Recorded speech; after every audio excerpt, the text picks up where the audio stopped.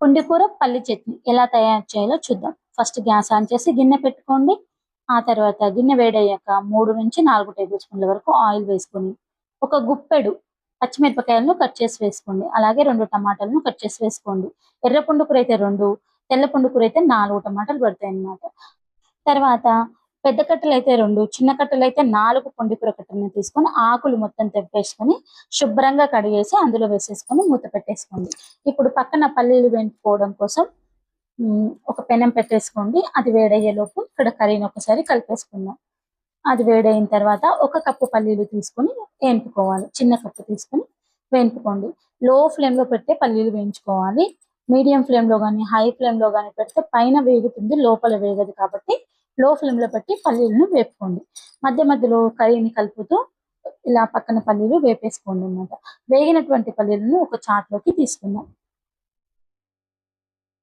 చాట్‌లో అయితే పొట్టును తీసేయడం ఈజీ అవుతుందన్నమాట. ఇప్పుడు కూర మొత్తం మగ్గిపోయింది కాబట్టి గ్యాస్ ఆఫ్ చేసి చల్లబరుచుకోవాలి. ఇప్పుడు రోట్లో 10-12 వరకు ఎల్లిపాయలు, 2 టేబుల్ స్పూన్ల జీలకర్ర వేసి మెత్తగా నూరుకోండి. జీలకర్ర మెత్తగా మెదిగితేనే దాంట్లో ఉన్నటువంటి వాసన అనేది పుండి కూరకు పట్టుకుంటుందన్నమాట. ఇది మెత్తగా నూరిన తర్వాత మనము ఇంతకుముందు పల్లీలు చల్లార్చుకొని పెట్టుకున్నాం కదా! వాటిని మిక్సీ పట్టుకొని పెట్టుకోండి. ఎందుకంటే రోట్లో పల్లీలను నూరుకోవడానికి దాదాపు 10-15 నిమిషాల సమయం పడుతుంది. కాబట్టి మిక్సీలో పట్టుకొని వేసుకోవడం వల్ల పెద్దగా ప్రాబ్లమ్ ఏముండదు. నూరుకోవడానికి కూడా ఈజీ అయిపోతుందన్నమాట.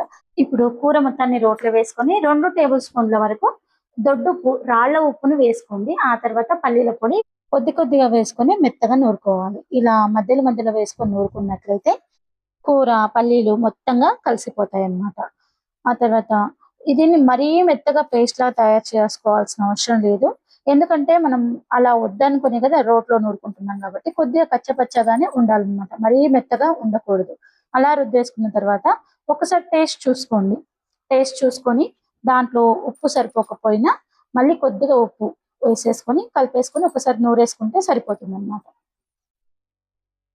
ఇప్పుడు చూడండి మెత్తబడిపోయింది కదా! చాలు. ఇంతవరకు మెత్తగా చేసేసుకొని ఆ తర్వాత దాన్ని ఒక గిన్నెలోకి ట్రాన్స్‌ఫర్ చేసుకోండి.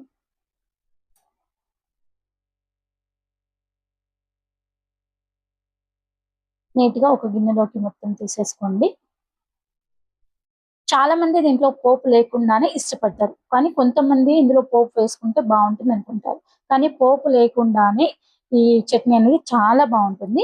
వేసుకోవాలనుకునేవారు పోపుని వేసేసుకోండి. ఇప్పుడు పోపుని ప్రిపేర్ చేయడానికి గ్యాస్ ఆన్ చేసి గిన్నె పెట్టుకోండి. దాంట్లో 2 టేబుల్ స్పూన్ల వరకు ఆయిల్ వేసి 2, 3 ఎల్లిపాయలు, హాఫ్ టేబుల్ స్పూన్ జీలకర్ర, హాఫ్ టేబుల్ స్పూన్ ఆవాలు వేయండి.